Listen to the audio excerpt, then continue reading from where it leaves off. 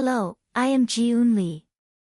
Today, we will explore the utility of T2 mapping as a sensitive biomarker for evaluating early chondral degeneration. T2 mapping can be easily implemented on clinical routine MR scanners, making it a practical choice for everyday clinical use.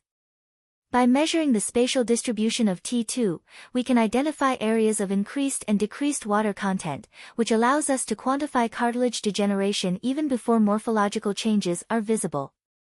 With aging, the T2 relaxation values of articular cartilage diffusely increase.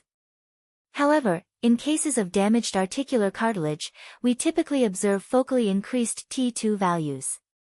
This differentiation is crucial in the early detection and management of cartilage damage. Let's discuss a case involving a patient who has undergone cartilage repair. In this patient, we observe lower T2 values in the repair area than in normal cartilage. Additionally, in native cartilage, higher T2 values are visible at the location where the radial zone is positioned at 55 degrees to the main magnetic field due to the magic angle effect. This MRI image has been slightly modified to aid understanding. Thank you for watching.